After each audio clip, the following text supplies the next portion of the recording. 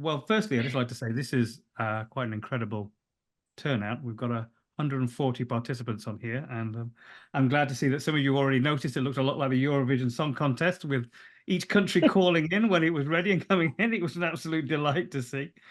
So welcome to this session on BizDev, and it seems like it's a timely one. It also gives me a chance to bring together some people I really like to get to talk about it. The way we're going to structure this is we're going to have a round of a panel round. We're going to talk to each other about what's happening in BizDev and what our lessons are and what we can learn.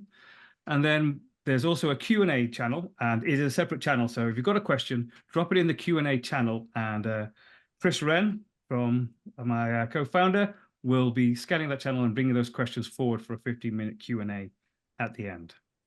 The session is being recorded, and I know there are some people who'd like to join after. So I'm glad to have that in place. So first off, I'll do a quick introduction to myself. I'm Sam Carlisle. I'm co-founder of XDS Spark, also XDS advisory board member, and I think I just passed my 10-year anniversary on the board. And then XDS, and then Xbox, I should say, and then Sumo before that. So game artist, but then in external development for an awful long time afterwards. I would like to introduce the panel as well, and I'm going to do a quick intro to each one of them because I've got them trapped and I can say nice things about them. There's nothing they can do. So what I'm going to do is say some nice things about these people here, and then let them introduce themselves as well. So first, I'd like to introduce Mark Medlock, who's Senior Outsource Manager at Turn 10. I miss our one-to-ones, I've got to admit, but it's one of the privileges I get at Xbox is I get to learn from great people doing great things. And Mark sits in the middle of one of the longest established and probably one of the most refined and polished outsource pipelines in the industry. And I mean, their vehicle test is still one of the hardest art tests I know. So there's lots of lessons to come in from Mark. Mark, would you just like to give us a little bit about your background? Certainly. Thank you for the intro, Sam, and thanks for the invite to participate in this. Mark Medlock, Senior Outsource Manager at Turn 10, like Sam said. Gosh, I've been in and around games since 98. I had a beard before I shaved this morning, and it's very gray. But yeah, I started out as a games tester. My list of things isn't nearly as impressive as Sam's, in my opinion. But again, started out in games testing, moved into staffing and projects world. Before I came to Microsoft, I was at a company that nobody really thinks about in games, but it was a staffing company that had this little tiny bubble of 1,100 testers testing games up and down the West Coast in the US.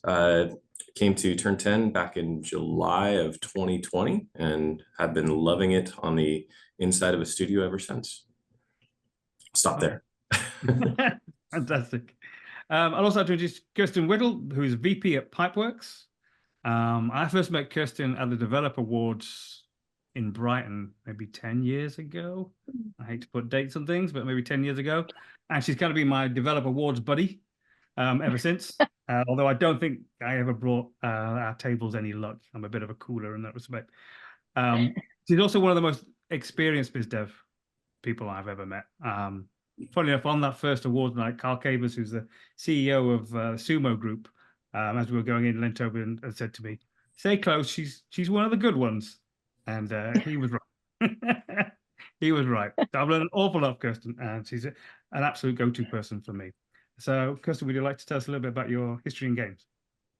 Wow, I'm speechless. I need you to follow me around everywhere after that, I think. Thank you so much. And yeah, thanks again for the invite here. It's always a lively topic, and I think we're all keen to dig into the granular details of BD. But yeah, my industry experience is kind of a tale of two halves. The first 15 years, starting in the early 90s, was working publisher side in the good old days of working with distribution centres, Soft Leisure's often Gem for those that might remember in the UK, and that was kind of literally doing roadshows with IPs, what we're trying to promote into retail at the time, and then moving into more strategic roles and longer term visions, and then moving into, I think Sony was 99, I want to say, tail end of PS1. And then obviously the heyday of PS2, which was amazing fun and such a variety. And I always feel like that didn't feel like work, because it was more like stock allocation, because there was just not enough to give to everybody, and it was just managing people's upsetness with not getting what they wanted. But then I moved into the sort of service side in this sort of early teenies, I guess it was, working at VMC, and then that was acquired by Keywords, and then joining Sumo right before the pandemic, and having sort of wings clipped quite severely, like we all did. So no travel, and had to sort of obviously learn and adapt to new studio, working remotely completely. And then I joined Pipeworks about 8 months ago as VP of Biz Dev and Partnerships, which has been great fun. And I love these events, and thank you very much for having me. Great to have you here, Kirstin. And I'd like to welcome Dave Sanderson, Director of XDev at Phoenix Labs. Dave I've known for a while. I'm great friends with, and he's seen me at my best when we've collaborated together on XDS and Ignite sessions, I like to think. And he's also seen me at my worst, or at least my most foul-mouthed, after an attempted pickpocketing event at Gamescom. Dave is one of the most forward-thinking leaders I know in the XDev space. And although we're prone to the odd disagreement, I always come out of our disagreements having learned something new. And so I always enjoy them. So I'm really happy to welcome Dave on board. Thank you for having me, and thank you for being a perennial sparring partner. I know everybody sort of arrived here not to hear biographies. So for the purposes of this conversation, my history has kind of 2 phases. I spent about 10 years in the film industry, and then I moved over into games about 10 years ago. Initially on the narrative side of things on a developer, then I went and became a biz dev person on the service provider side, and then after that came to Phoenix Labs about 5 years ago in an XDev role. So one of my real passions in this space is kind of bridging the gap in understanding between biz dev folks on the service provider side and buyers on the developer side, and sort of try and make sure those folks better understand each other's interests is kind of one of my areas of interest. Awesome. Thank you. And finally, Claas Grimm, who's CFO at Sharkmob. Now, I think Claas is possibly the first person I ever met in the XDev space. That's right. Back at Game Connection Paris, when it was Game Connection Lyon. That's right. He was repping for a now defunct China art studio called Blade 3D. Correct. We've been lucky enough to continue our friendship throughout his career, and he's one of, he might not know it, but he's one of the first people I turn to when I need advice. Welcome, Claas. Oh, you don't need that much advice, I guess. But thanks, Sam. And that's right. I was the first person you met. And that was back when I was still in business development. So I guess that's how I rolled. You enter the industry and boom, I'm right there. But give you a little background of myself. CFO at Sharkmob since 2019. Tencent game studio, 450 employees in London and in Malmö, Sweden. My involvement with external development, of course, is more from a budgeting, legal procurement side, so the contracts, the budgets. But before that, I've spent about 7 years in outsourcing companies. Was at Keywords before Red Hot CG, which was acquired by Keywords. And I've spent about 10 years in business development myself. So although I've left it in late 2017, so I can't tell much about the recent changes, but hustling people on LinkedIn messages, camping outside studios, I've been there, done that. So and that's probably why I also still have a lot of respect for that as well. I think one of the things we've got in common across this panel is that everyone here seems to have been in biz dev and been a developer. They've done both sides of the coin, which is great. We get a big range of perspective. I mean, I've personally just made the change. I've been a buyer for the last 15 years, and I'm now moving into the realm of seller and biz dev and blinking out into the light. And I think people have been very kind to me so far. They have, newly minted, and they've been very gentle. So I'm here for selfish reasons as well, because I get to learn off all of you as I try and understand this trade a little bit better. So to start with, I think, and I don't want to be overly dramatic, but the last couple of years have been suboptimal in the games industry. So I kind of want to kick off by getting a little bit of history. Like, so starting from when the last time I remember the world being a bit more normal, which was probably 2019, I'd love to understand a little bit of what's changed over those few years, through 2019, through the COVID, and then back out to where we are now. What it felt like? What was happening during that? I think I'll start with Dave. What's changed in the last 5 years? Quite a few things. In the context of biz dev, the first thing that comes to mind for me is not the pandemic per se, but kind of what that revealed about how games are developed. From my perspective, it really put the lie to the idea that you can't ship video games with distributed teams. It turns out if you force the industry to choose between making video games or not, we find a way to do it. And so I think that kind of was, if there's a silver lining to that whole process, kind of a ripping the Band-Aid off the idea that you actually can work with teams all over the world. I also think we're still living in the world where during the pandemic, a lot of folks moved elsewhere for real estate or for family or whatever. So you got this sort of diaspora situation from the traditional hubs. Those folks relocate. Some number of them are experts at their craft. As the pandemic recedes, some number of them choose not to move back to maybe that hub where they felt like they had to come to work in the industry.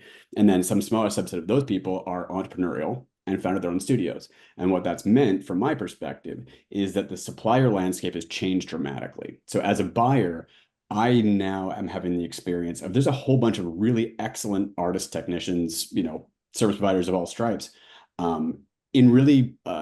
in areas that would not otherwise be obvious to me. And to be specific, as an example, Bali is now a place that exists in my mind as a place where rigging and tech art is a center of excellence. That was not at all the case before.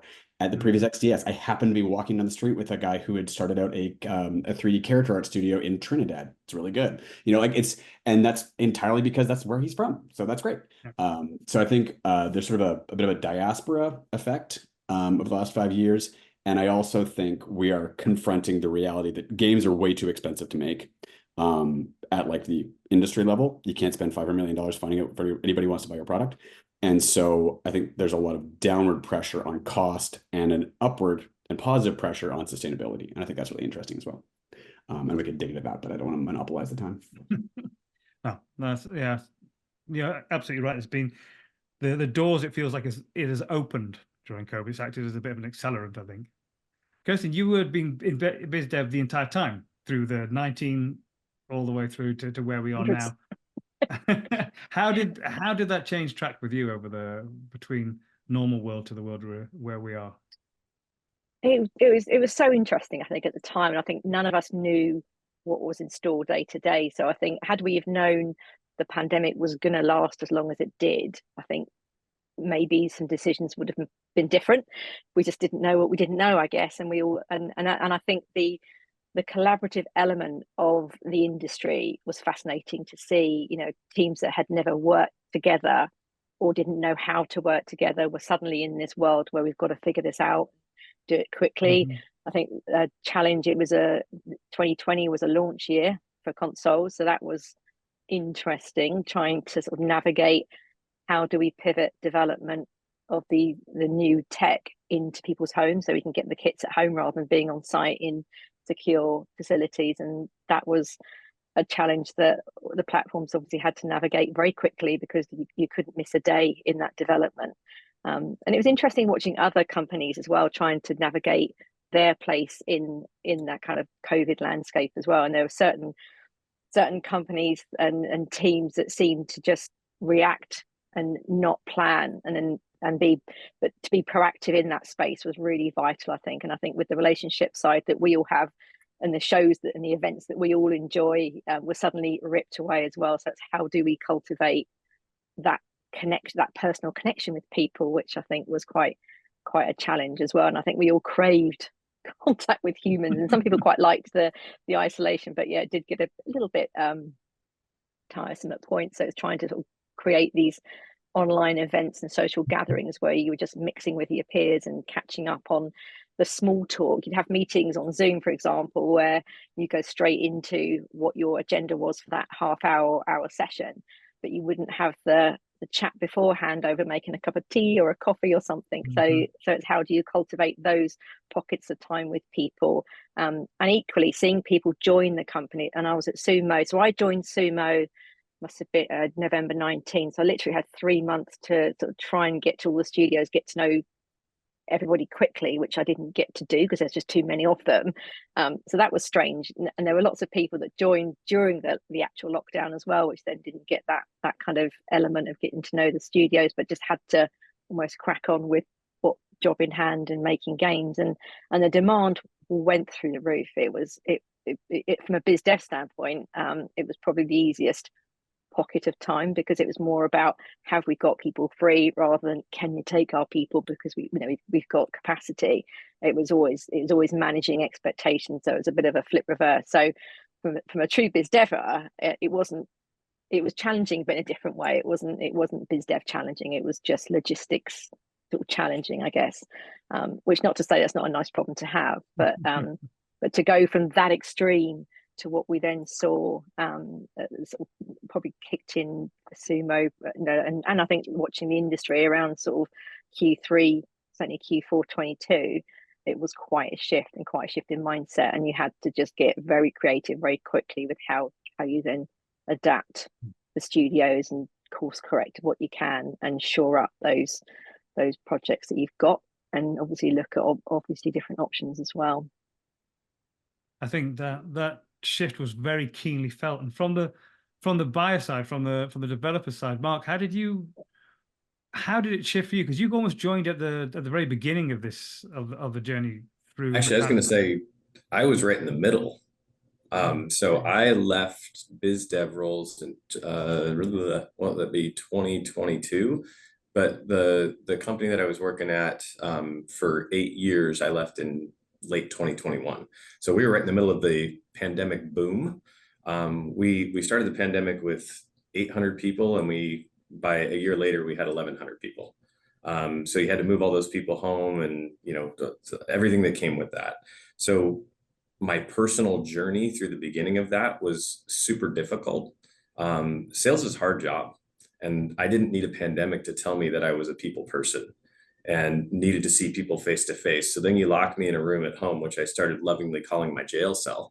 And I was just like, this is awful, because I wanted that personal connection. I needed that personal connection.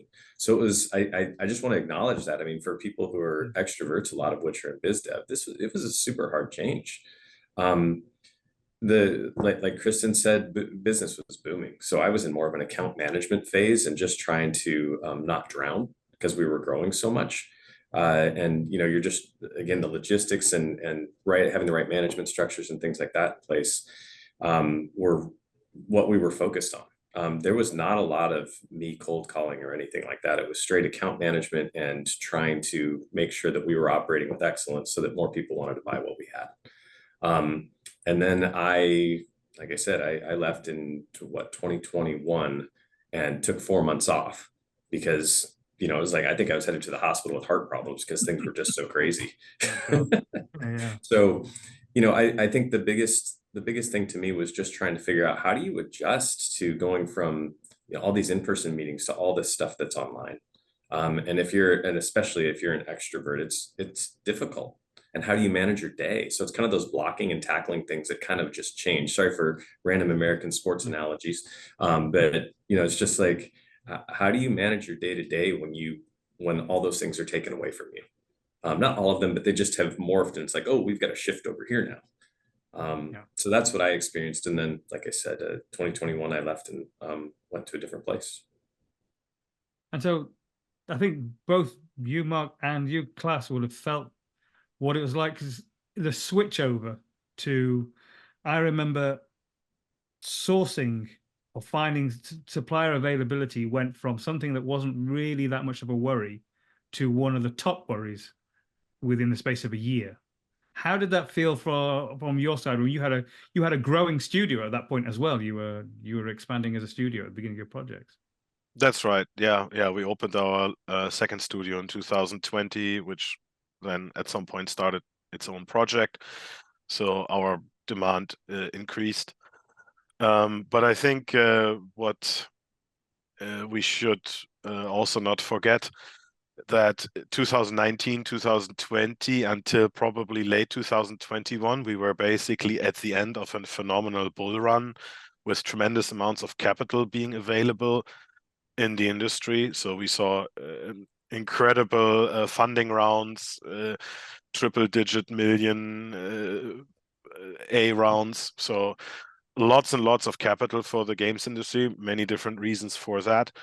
And an expected continued phenomenal growth, which was kind of fueled by COVID. And that crashed pretty hard late 2021, early 2022. Some people saw it earlier, some people saw it a bit later. And we're still in the middle of that, right? So what happens now? The capital isn't available anymore, massive inflation hit. So depending what source you take, we have 2-3% annual growth in the industry, but you take 10% inflation, so we're de facto 2-3 years in a shrinking market. So obviously companies react to that by, they have to make their products more profitable, produce less, or somehow strengthen the resolve to deal with less demand and less capital available, right? So and that's why you saw this massive turnaround within 6 months from a total buyer's market from a total seller's market to a buyer's market again, where we are now. Now, in the phase of it being a seller's market, I remember that very well. We basically had to plan with, okay, lead time 6 months plus for different service lines. And we have to make an effort to be at the top list of any of our suppliers. That means, you treat them well, you pay them well, you pay in time, so that if you need the capacity, they're rather going with you than someone else. So that's one way to compete. Now, we didn't completely reverse it because the trends have changed. There's also other reasons for that, but yeah, that's in short my observation. But I assume you didn't stop being nice just because it became a seller's market. Absolutely, and one sentence on that, yeah, because what I always say is, if we work with someone, we should be on the top of their priority list, because I think it's very easy to push every supplier or any supplier you work with down by 5 to 10% on price if you really want to. But what happens if you really need them, if you have some urgent task that needs to get done, some emergency, and they always happen. You have a handful of those every year. You just don't know where and when. Are they gonna help you out? Are they gonna scramble on the weekend to make something special happen for you or not? Right? But so on $1 million or $2 million contract, if you save 5%, you're gonna save $100,000 on the total project cost. In the context of a AAA production, that's really not a lot of money. And once you ship, nobody's gonna say like, congratulations for saving $100,000. People are gonna say congratulations for building an infrastructure that we had those 3, 4, 5, 6, 10 fires that we had to put out during production, that we got that done, and we got our milestone done in time. We got our whatever trailers out in time.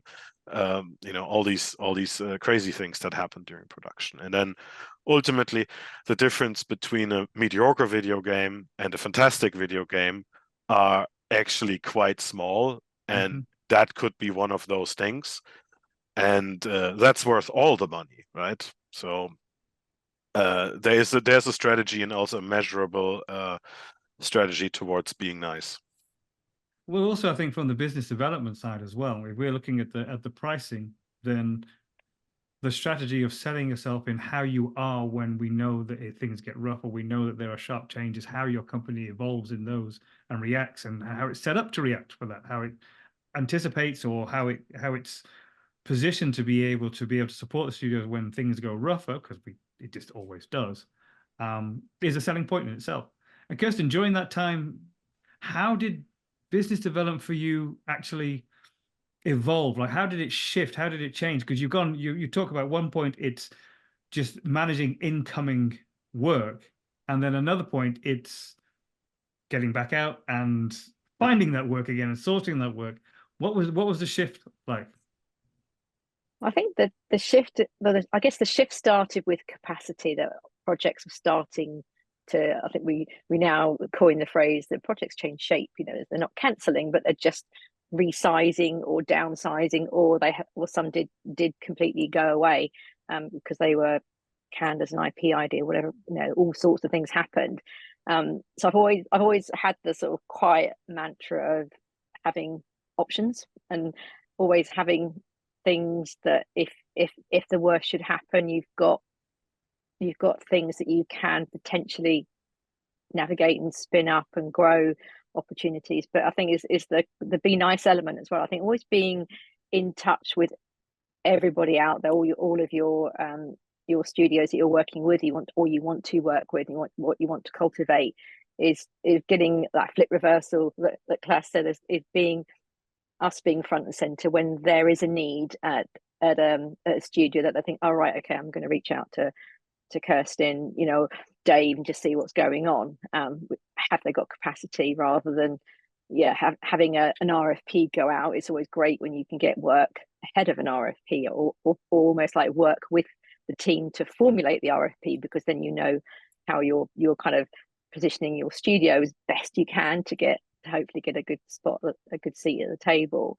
But yeah, it was interesting with that flip, and it happened almost like it was like a light going off. It seemed to happen overnight, and I think we've all had those peaks and ebbs and flows with the industry over time, where it's been subtle and you've had time to adjust. But I think we all saw the pivot. It came so quickly, even though we watched the news, saw what was going on around the world. It's still, you always think video games has its own little ecosystem, it gets a bit protected, but yeah, we definitely felt this one hard, and it's still, we're obviously still in it, and it's starting to shift again. But yeah, I think you just have to be present at as many things as you can, not just events, but just things like this as well. It's just great to be involved with the industry and what's going on out there, and hear what the challenges are, and listening to those challenges as well, because usually with a challenge, for us there's an opportunity, and I think it's making sure that you can deliver that challenge well in financial ways as well as practical ways for the players as well, to make sure that the experiences that you're working on are as good as they can be. There seems like a lot of intelligence gathering during this time as well, keeping those conversations going. Dave, what? Yeah. Just as a recovering salesperson, there's something that Claas said that I don't want to skate over, and it relates into what Kirstin said as well. And I wanted to sort of particularly pick on, he said that nobody will thank you for saving $100,000, but they will definitely care about the product in the end. And I think that I think it's absolutely right. But as a biz dev person, what I would want people to take away from that is that competing on cost or cost alone is almost never the right answer, right? Like if I have two folks who are, say like we want to provide, you're doing artwork or UI engineering or whatever the thing is, whatever the service line is that you're selling. If you lead with, I'm cheaper, that's almost never my problem. My problem is almost always expertise, capacity, schedule. Like, are you going to deliver the thing that I desperately need on time? And at a standard that I need it. So it's much more about like, do you solve the problem I have? And candidly, if the problem is serious enough, I don't actually really care that much what it costs, within reason, right? There are bands within it. It's not that cost doesn't matter. There's absolutely a spectrum within that, and that's where your negotiation skills are going to come in. But I think that the takeaway that I would really care for people to get from this is take what Claas said, take what Kirstin said, where what you're saying is like, understanding the problem set of your customer is the thing that really matters. And that's the thing that builds the trust that you need to then become part of the, like, you get to define the work ahead of the RFP, right? Like if I have a trusted partner, right, there's somebody I know is good at solving the problem that I have, I'm much more likely to just go to that biz dev person and say, hey, this is a thing that's happening. Let's talk about solving the problem rather than going to RFP. So as like a salesperson who wants to sort of like take a tangible thing out of this webinar, the shotgun approach to me is functionally useless. Competing on cost is functionally useless. I'm much more interested in a very specific, very precise, I believe that you, buyer, have this problem. I, as seller, solve that problem, and here's how. That's way more useful to me. It also, candidly, puts the burden of research onto you, which is time, right? I have limited time. I love the idea that you've already gone and learned about my problems, and then we can have a candid conversation, not, hey, you make photoreal artwork. My studio has never made a photoreal game in its history. Now we're wasting each other's time. Anyway, yeah, I think Claas and Kirstin both had like really salient points there that I didn't want to gloss over. I think Sam, if I jump in there too, just to piggyback. And again, I kind of go down into the trenches with some of my answers because I spent a lot of time just straight up biz dev, not necessarily leading a team of biz dev folks. The networking, I think like some of the stuff I'm going to say is like, duh, but it's just the truth. You have to network. You have to get to know these people. You have to be present in the industry if you want to be looked to for work in the future when there's boom times or when there's these times of less work out there. You've got to be relevant. So the stuff that Dave's talking about with doing your research, it doesn't do me any good as a buyer if you come to me and talk to me about a stuff that doesn't have anything to do with the type of game that I work on. And I think just that level of research and understanding of what each of us needs, it's going to be different. It's like putting together your own resume. If I apply to one job, my resume is different than if I apply to a different job. You have to do your research and you have to be specific to those companies that you're trying to sell into. So being present, networking, and then being relevant in what you're doing. Just participate in the industry in a way that's, like Dave said, it doesn't waste our time when you come to us. I want to add to that. I agree 110%. And one of the worst things you can say is typically this begins with, we can also do ...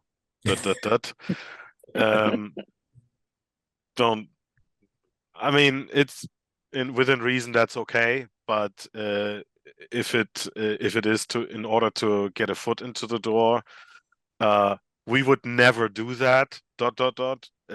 actually gets you a lot further. Yeah. Right. Telling where your restrictions actually are. Yeah. I mean, are there any along those lines? Because people are going to be start to build their networks for the first time. So there'll be people out there. We've seen a lot of new companies spring up and the like. Is there any big don'ts? Like in terms of that first approach, whether it's LinkedIn, whether it's whatever it is there anything that you'd just say, look, please don't do this because it never works with me or tends to not work in this industry? And that's just an open question. Anybody who can. Like I mean, I can maybe start with that one because I've did both sides, of course, and I might be an exception, but I really don't mind LinkedIn spamming. Give it all you got. It's probably not very effective. It's a numbers game if you do that, so that's okay. I don't get offended by that. You can text me 300 times, it's fine, but you don't. It doesn't really increase the chances of getting a reply. But if you do that, this like serious cold acquisition, and that's where you might have to start, right? I think this very short, very clear. What are you doing? Like, we are doing music for video games. Do you need this? Yes, no. Yeah. Like that gives me a clear. It's a clear call to action. I can say no, thank you, and it's fine. But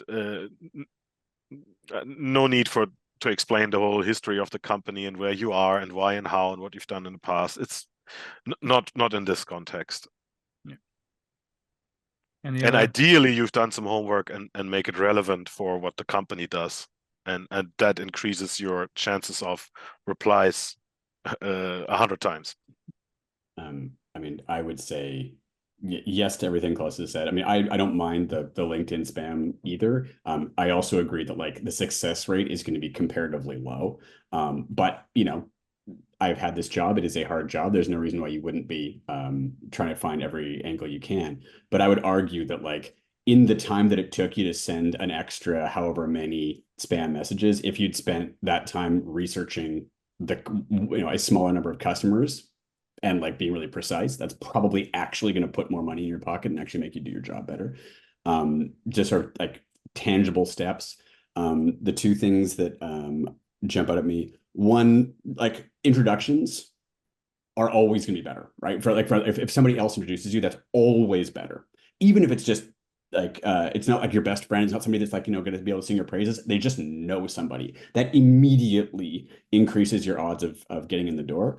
So just like if you're inside an organization that you have joined as a salesperson, do your research internally of like, who have you worked with before and how well did it go? Okay, how long ago was that? Do all of those people still work at the same companies? If they don't, where do they work now? Go talk to them, right? Like use the tools you already have before you start to try to make new ones.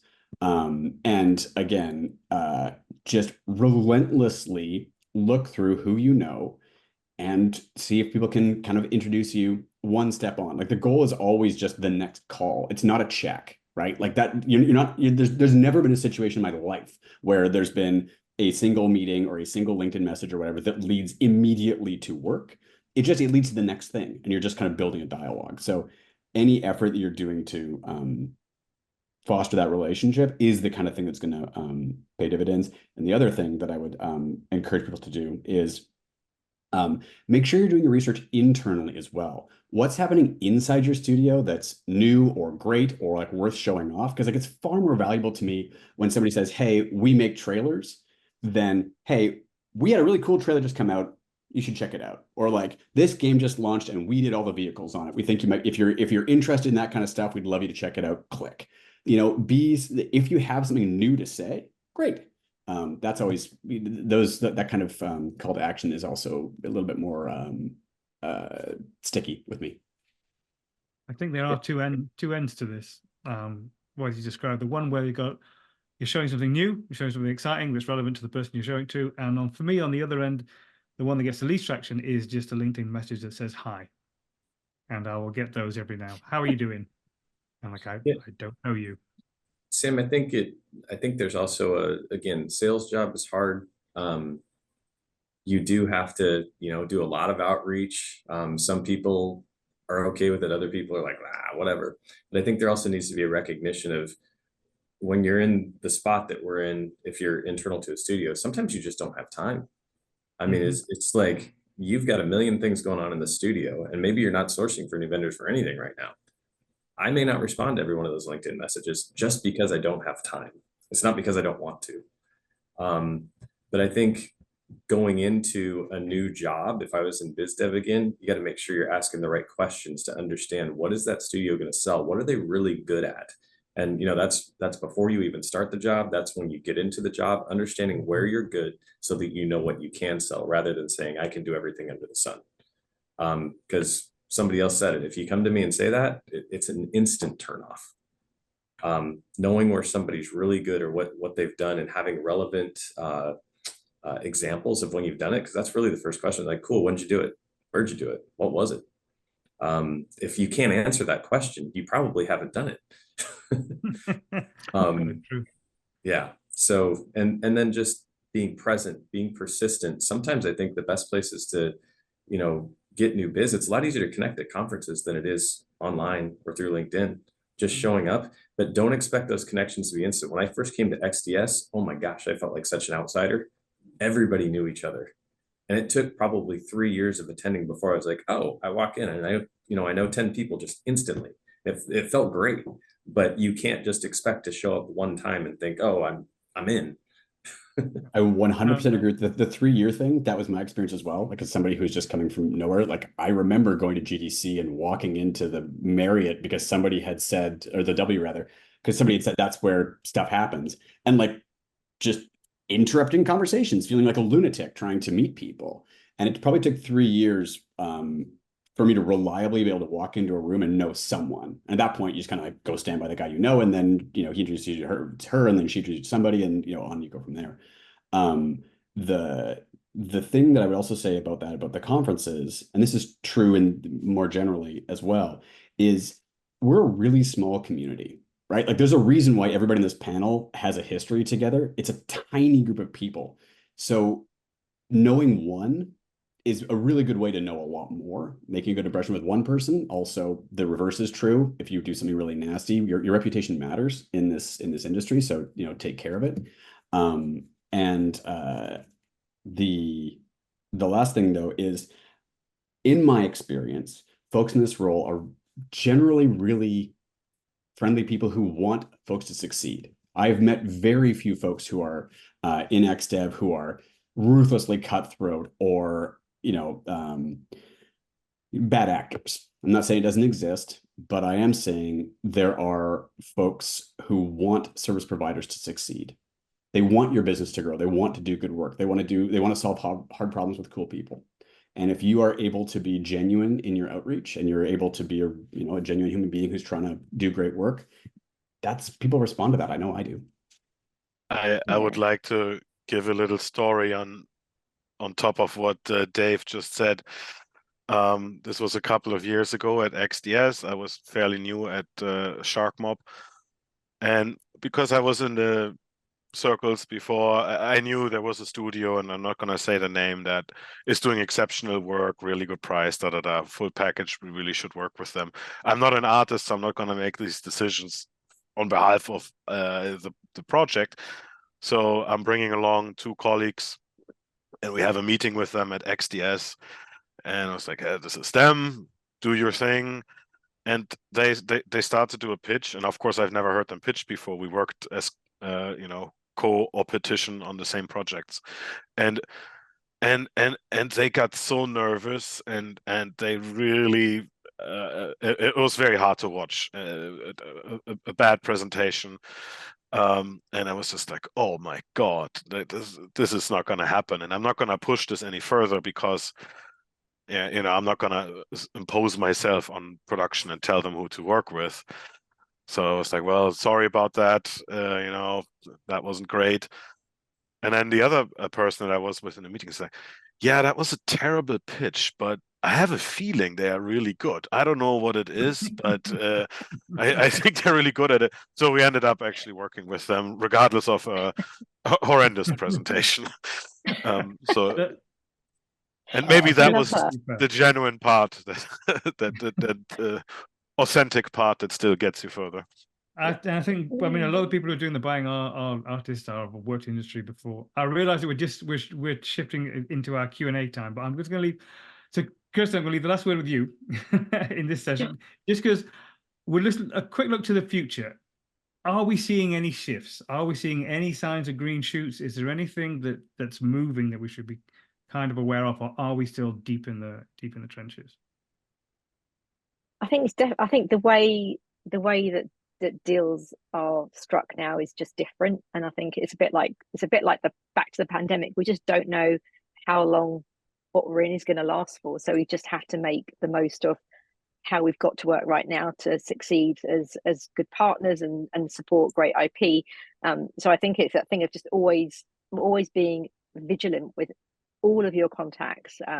Stay in touch, stay close, listen, and listen again, because you're always going to pick things up. It sounds so obvious, but a lot of people I meet start talking and then they don't actually stop talking to then listen to the answer of the question, and there could be a right little gem that just sets them up for the next project. And also, I think about relationships and partnerships in a much longer term perspective as well. Like, you might start with you might look at a particular deal that, it's not starting off with 120 people. That's not good enough for us. But if it starts small, you have to earn that trust, because there is the hesitancy at the moment. Budgets, everything is a challenge. So you've just got to make it as easy as possible for your new prospect, your new partner, to get to know you as a studio or a service, whatever you're working with, and just give them a chance to then see how magic your team then will be for their IP, and the rest will come. I think people work with who they trust and who they like, and never underestimate the power of word of mouth as well, where everybody's swapping stories, everybody's reaching out to each other all the time. People move companies, as we're seeing, constantly. So a colleague yesterday can be a wonderful champion for you and a new potential new partner as well. So just keep relationships open. But yeah, I do see green shoots there. It's just different, and you just have to adapt to the difference in the way that deals are done now. They're not as long term as they were, but that doesn't say that they aren't long term partnerships. It's just you just have to work with everything, understand the challenges, and work with what you've got. And yeah, it's definitely getting there, but it's not there finally yet. It's always Sam, good. Yeah. And sorry, guys, go- I'm gonna Chris here. I'm gonna rudely interrupt because we only have 10 minutes remaining for the Q&A. And we've received fantastic questions from the group. So thank you to our panelists for a vibrant conversation, and to the attendees for submitting all these questions. And by the way, Sam, I think we might have to do a part 2 because we're not going to get to all of these questions in the next 10 minutes, but let's see what we can do. From one of the, so we'll say from an anonymous service provider, the question here is, and comment, we've been very lucky and managed to keep projects rolling in, and in quieter times have been developing internal projects to better market ourselves. But we suspect that next year we'll have a large uptick in work as developers are lacking staff due to the layoffs. And perhaps those developers are not confident enough to begin hiring again. So the question being, do you think there will be an uptick in work to service providers as a result of the layoff situation we've seen in the past year? Yes. Yep. Mark, But there's a giant asterisk on that. Yes. And the reasoning is absolutely correct that people do not want, that the buyers will be hesitant to solve the problems they have through hiring. So they will look to outsourcing to try to solve those problems, which means, yes, there'll be a spike in demand. It also means it's going to be shitty work, because it's going to be work that's going to go out of a panic with a lack of documentation and expertise. So when you talk about internal preparedness and internal projects, I would argue one of the most valuable things you can do is getting ready to take more ownership of that work when it comes in, because the people you're dealing with in general, this is obviously a generalization, it's more likely when that demand spike happens, your customers will be less prepared than they are now or have been historically to support you in the ways that you need. So you'll need to advocate more for the kinds of stuff that you're going to want. So that's like being clear on the assumptions in your contract, asking more questions, getting detailed in how the pipeline's going to work. Otherwise, you're going to receive requests for your work, but you're not going to be able to actually get the stuff that you need. So I think the work is coming, but it's going to be harder work. That's a really good point. I'm going to say probably not, because we are still in a shrinking market. Demand keeps declining. We have a new business model with all-you-can-eat subscriptions, which is going to eat into one-off purchase revenue. So the market is going to continue to shrink, and probably still in 2025. But I'm not the smartest person in the world. My predictions tend to be wrong a lot. And there are some actual signs that we can see that at least the supply of capital, and this is what I mentioned earlier, that's what dried up in late 2021, is coming back. The amount of seed fundings is slightly going up, although much more conservative than 3-4 years ago.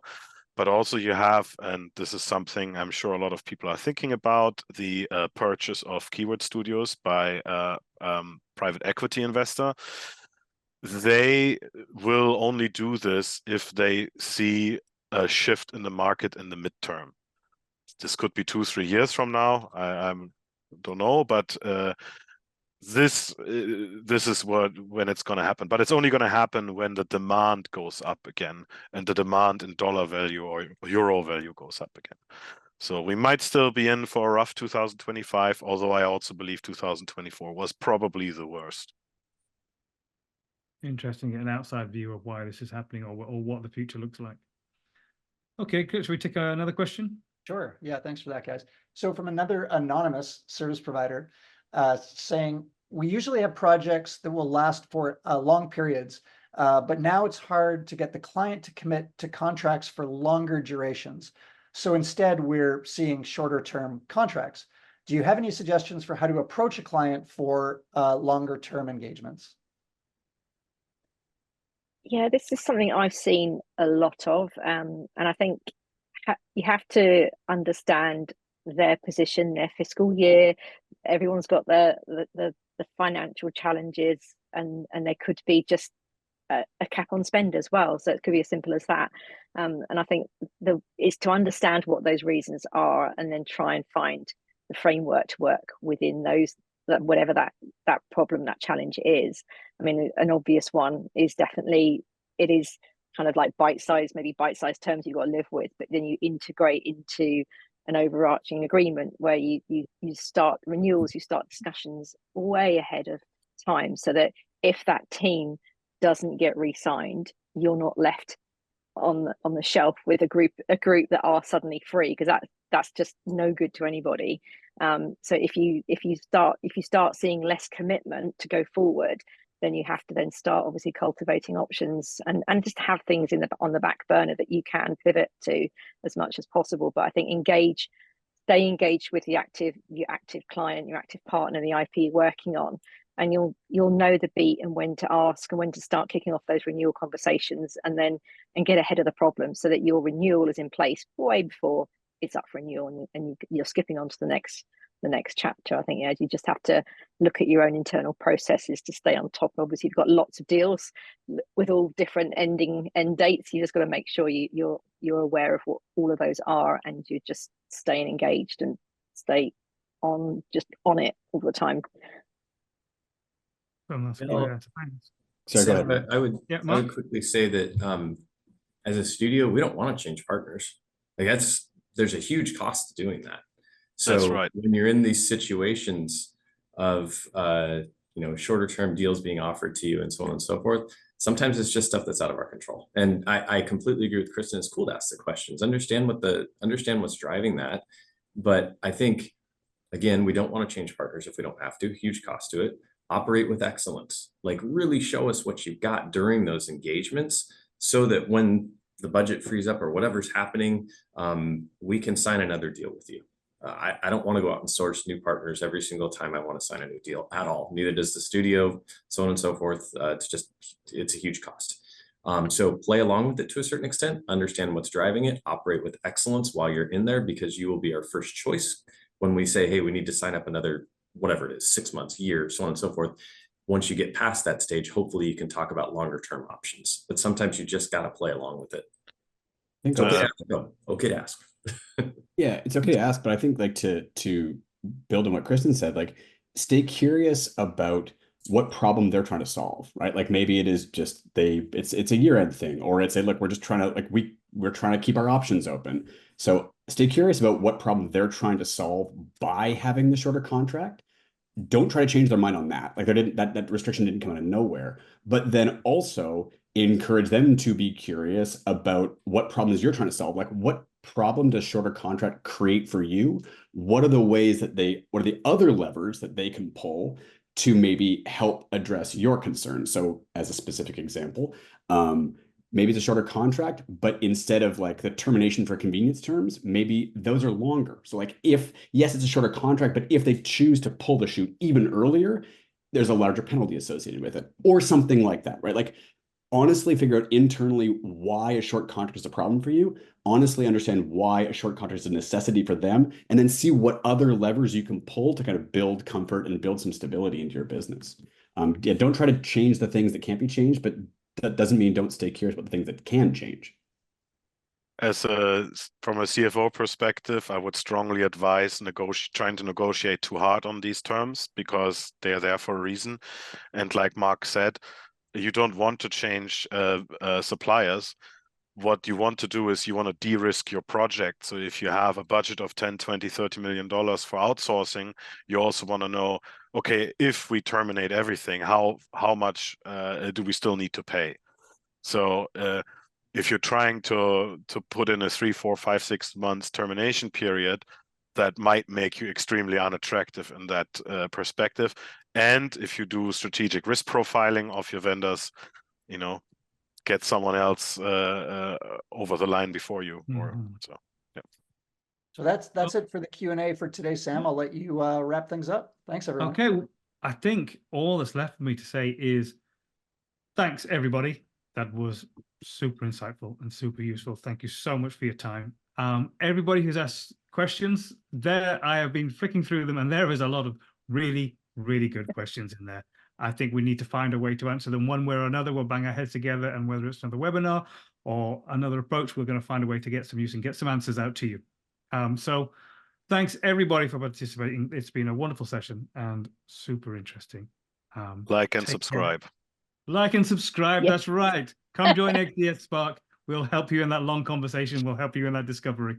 In the meantime, I'm going to say that there are some green shoots. I'm going to take what little bit of optimism I can, because I think the industry has to turn around at some point soon. So thank you, everybody, and have a good evening.